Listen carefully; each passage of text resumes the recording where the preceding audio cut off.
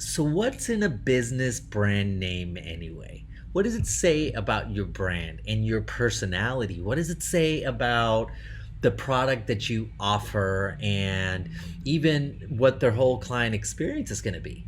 Now, let me say this, your brand name will be the identity of your business, and that's what we're talking about today.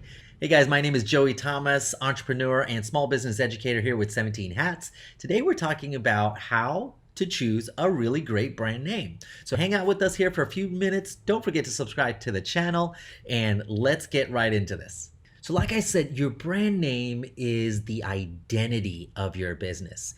It is the first impression, and you know what? Sometimes it's the only impression that people are gonna get of your business. So now, of course, once we establish a name, your job has just begun. You have to back it up with an excellent product and with an excellent client experience. So the result, once you put all of that together, you're going to position yourself in the market exactly where you want to be. But it all starts with the name. Now, let's just throw a quick example out there. If I were just to give you the name Saks Fifth Avenue or Target, doesn't matter if you've shopped there before, do you have a sense of which one's going to be higher end and which one's not? You probably do. Or let's say Walmart. You probably do, even if we've never really shopped there. Now, the name itself, eventually, once you have experience with that brand, it becomes synonymous with the market that they're trying to serve, right? Or with the experience or high end versus economy or whatever that might be, you will start associating the name with the overall characteristics of the brand. So the name is really important. Now, I'm going to go over just a few ways that you can choose a great name for your business. Now, these ideas, they don't all have to be used together. As a matter of fact, just one or two of these can be used and it can be quite helpful. So let's dig right in. All right, so number one, choose a name that can grow with you. If Jeff Bezos chose online books instead of Amazon, which is what he originally wanted to name Amazon, he would have had a much harder time expanding to the monster it is today. And so it's a really good thing he chose Amazon instead of online books, right? So do you ever have a thought of expanding your offerings? For example, if you're currently a photographer, would you ever want to expand into videography or photo booth services or green screen work? If you photograph families, do you ever want to go photograph corporate or headshots or even commercial work? So you might want to consider your pathway forward when choosing your name. So that's why number one is choose a name that can grow with you. Number two, make it meaningful. Now, does your brand name evoke an emotion? Does it have a story behind it? Even curiosity is an emotion, right? So the first emotion someone has really will set the stage for what their experience is. And so your name can convey the idea behind the brand. Let's take 17 Hats, for example. We all know the idea behind 17 Hats is that we wear a lot of hats in business. So 17 Hats is a CRM company that understands how many hats a business owner can wear, then offers tools that can make life a whole lot easier. That's why I use it, right? So have a name for your business that's really meaningful. All right, number three, make it searchable.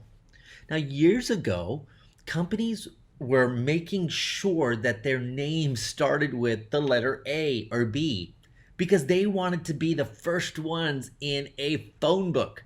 Now, today we don't have to do that, but they've been thinking about its searchability a long time before online searches began.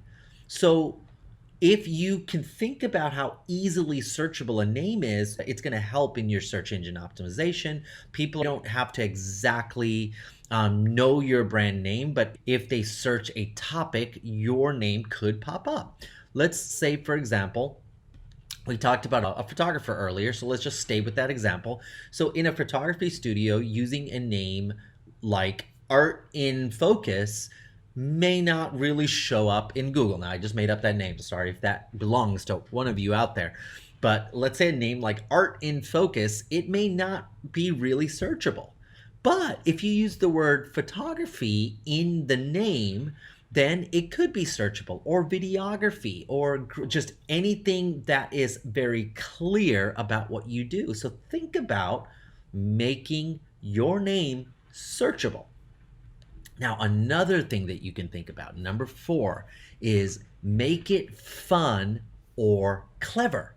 Here are some examples. These are some real businesses that are out there that just have some fun and clever names and easy to remember. The first one, Award Wiener, as in Wiener, Award Wiener. They sell hot dogs. Or Pita Pan, Pita as in Pita, Pita Pan. Or a salon, Curl Up and Dye, Curl Up and Dye. That's really clever. Or a Thai restaurant, Tie Me Up, well known because of their quirky use of their name. Or Planet of the Grapes, they sell wine. So these are just some fun and quirky names. So if you have a personality that's fun and quirky, match the name with that and people will really remember it. So remember number four, make it fun or clever. Now, number five, if you are a service-based business, do you want to be known for your service alone, or do you want to make it more about you as the person providing the service? In other words, personal branding. Now, most business owners running a service-based business isn't really thinking about selling their business to someone else in the future, especially if you are a solopreneur. You're not really thinking about selling. Now, if you are, that's fantastic. If you are creating a business that you want to sell one day, or you want to grow beyond your name, you want to consider a name that can also be passed on, or something that might be sellable. Otherwise, there are some benefits to using your own name in your business, especially in the creative industry. For example, if you are a videographer, a cinematographer, you create unique, one-of-a-kind films for companies or individuals, you might want to consider using your own name if you're the artist behind the brand. There's a human connection to that when you use your own name.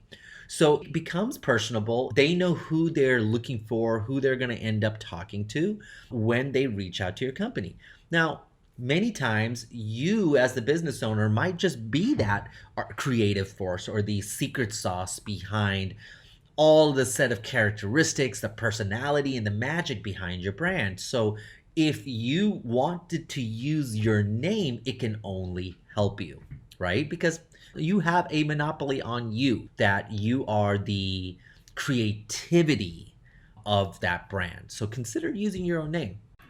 Okay, so when you are ready to sit down and start really thinking about your brand name, I want to give you some tips just to get your brain working and put some thoughts down on paper. Okay, so the first thing I want you to do is start thinking about your business, right? How would you describe your business? Just in one sentence, write down how you would describe your products or your service.